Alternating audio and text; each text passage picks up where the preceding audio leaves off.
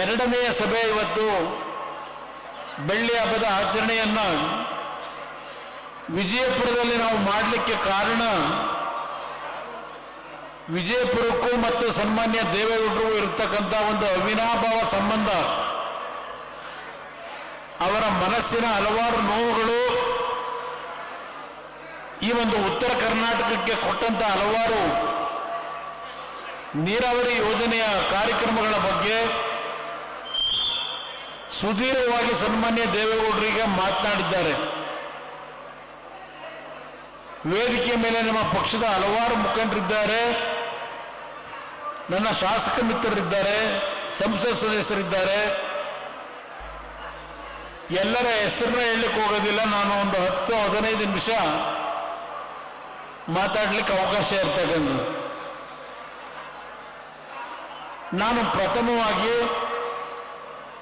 ಈ 93 ವರ್ಷದಲ್ಲಿ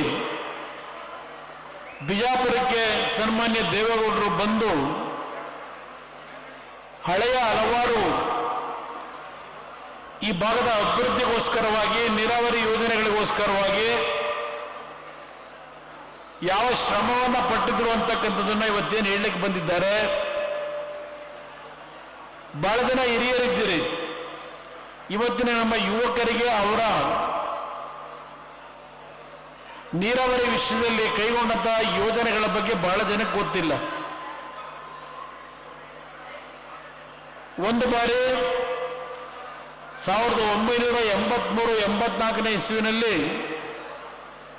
ಕೃಷ್ಣಾ ನೀರಾವರಿ ಯೋಜನೆಯನ್ನ ಅನುಷ್ಠಾನಕ್ಕೆ ಕೊಡಿಸ್ತಕ್ಕಂಥದ್ದಕ್ಕೆ ವೇಗವನ್ನು ಕೊಡಲಿಕ್ಕೆ 200 ಕೋಟಿ ಹಣವನ್ನು ಕೇಳಿದ್ರು ಅವತ್ತಿನ ಮುಖ್ಯಮಂತ್ರಿಗಳಿಗೆ.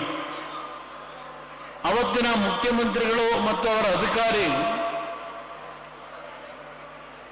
ಹಣವನ್ನು ನಾವು ಮರದಲ್ಲಿ ಬೆಳೆಯಲಿಕ್ಕೆ ಸಾಧ್ಯ ಇಲ್ಲ, ಎಲ್ಲಿಂದ ಹಣ ಕೊಡ್ಲಿಕ್ಕೆ ಸಾಧ್ಯ ಅಂತಕ್ಕಂಥ ಮಾತು ಹೇಳಿದ್ರು. ಆ ಹಿನ್ನೆಲೆಯಲ್ಲಿ ಅವತ್ತು ಆ ಸಂದರ್ಭದಲ್ಲಿ ರಾಜೀನಾಮೆ ಕೊಟ್ಟಂತ ಒಂದು ಪ್ರಕರಣ ವಿಜಯಪುರದ ಜನತೆಗೆ ನಾನು ನೆನಪಿಸ್ಕೊಡ್ಲಿಕ್ಕೆ ಬಯಸ್ತೀನಿ. ಅದೇ ರೀತಿಯಲ್ಲಿ ನಿಜಲಿಂಗಪ್ಪನವರು ಮುಖ್ಯಮಂತ್ರಿಗಳಿದ್ದಾಗ ಇಂದಿರಾ ಗಾಂಧಿ ಅವರನ್ನ ಇಲ್ಲಿಗೆ ಆಹ್ವಾನ ಕೊಟ್ಟು ವಿಜಯಪುರದಲ್ಲಿ ಚಿನ್ನದಲ್ಲಿ ಅವರನ್ನ ತೂಗಿಸ್ತಾರೆ, ತುಲಾಭಾರ ಮಾಡ್ತಾರೆ. ಇಂದಿರಾ ಗಾಂಧಿ ಅವರಿಗೆ ಒಂದು ನಯಾ ಪೈಸವನ್ನ ಈ ಒಂದು ಕೃಷ್ಣಾ ನೀರಾವರಿ ಯೋಜನೆಗೆ ಕೇಂದ್ರ ಸರ್ಕಾರ ಕೊಡಲಿಲ್ಲ. ಯಾವುದೇ ಸರ್ಕಾರಗಳು 50 ವರ್ಷದಲ್ಲಿ ಈ ಒಂದು ಭಾಗದ ನೀರಾವರಿ ಯೋಜನೆಗಳಿಗೆ ಹಣವನ್ನು ಕೊಡಲಿಲ್ಲ. ನಿಮ್ಮಗಳ ಆಶೀರ್ವಾದದಲ್ಲಿ ದೇವೇಗೌಡರು ಪ್ರಧಾನಮಂತ್ರಿಗಳಾಗ್ತಕ್ಕಂಥ ಒಂದು ಅವಕಾಶಗಳಿಂದ ದೊರಕಿತು. ಅವತ್ತು ಅವರು ಕೈಗೊಂಡಂತಹ ಒಂದು ತೀರ್ಮಾನದ ಹಿನ್ನೆಲೆ ಉತ್ತರ ಕರ್ನಾಟಕದ ನೀರಾವರಿ ಯೋಜನೆಗಳಿಗೆ ಸುಮಾರು 20,000 ಕೋಟಿ ರೂಪಾಯಿಗಳು ಬಂದಂಥದನ್ನ ಉತ್ತರ ಕರ್ನಾಟಕದ ಜನತೆ ಮರೀತಕ್ಕಂಥದ್ದಲ್ಲ ಅನ್ನೋದನ್ನ ನಿಮ್ಮಲ್ಲಿ ಕೈ ಜೋಡಿಸಿ ಮನವಿ ಮಾಡ್ತೇನೆ.